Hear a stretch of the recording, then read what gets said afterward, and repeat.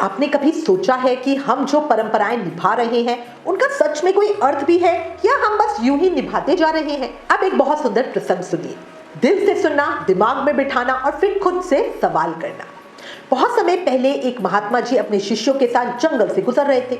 रास्ते में उन्हें एक बिल्ली का बच्चा मिला। माँ शायद किसी जानवर का शिकार हो चुकी थी। महात्मा जी को दया आई। महात्मा जी उस बच्चे को अपने आश्रम पे ले गए, उसका पालन पोषण किया। बिल्ली महात्मा जी से बहुत घुल मिल गई, लेकिन एक समस्या थी। जब भी महात्मा जी ध्यान में बैठते, वो बिल्ली का बच्चा कभी कंधे पर कभी गोद में आके बैठ जाता और महात्मा जी का ध्यान टूट जाता। महात्मा जी ने इसका एक उपाय निकाला और अपने शिष्य से कहा कि जब भी मैं साधना में बैठूं तो इस बिल्ली को सामने के पेड़ से बांध देना। बस यहीं से परंपरा शुरू हुई। अब रोज महात्मा जी जब साधना पर बैठते तो बिल्ली को सामने पेड़ पे बांधने का नियम बन गया। धीरे धीरे समय बीता, महात्मा जी का देहांत हुआ, उनका शिष्य गुरु बन गया। उसने भी उसी परंपरा का पालन किया, बिल्ली बांधी तभी ध्यान किया।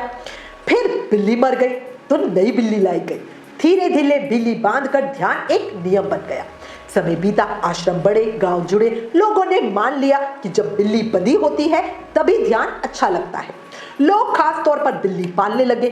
काली बिल्ली अशुभ, सफेद शुभ घोषित हो गई और किसी ने ये नहीं पूछा कि बिल्ली बांधने की जरूरत है ही क्यों। परंपरा वही अच्छी जिसे सोचकर समझकर निभाओगे, वरना वो बोझ बन जाएगी। अब जरा सोचिए, क्या हम भी ऐसी कई बिल्लियां पाल के नहीं बैठे हैं? जैसे दहेज की परंपरा, जो कभी बेटियों के लिए आशीर्वाद था, अभिशाप बन गया है, या कुछ ऐसे रीति रिवाज जिनका समय बदल चुका है पर हम नहीं बदले। अंधविश्वास की डोर जब टूटेगी तभी सोच आजाद होगी। संस्कृति बचाइए पर आंख बंद करके नहीं, परंपरा निभाइए पर अर्थ समझकर, क्योंकि जो सवाल करना सीख लेता है वही रास्ता सही चुन पाता है।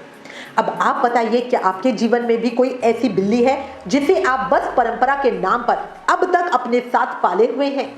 सोचिए और अपने विचार कमेंट करके जरूर बताइए। राधे राधे।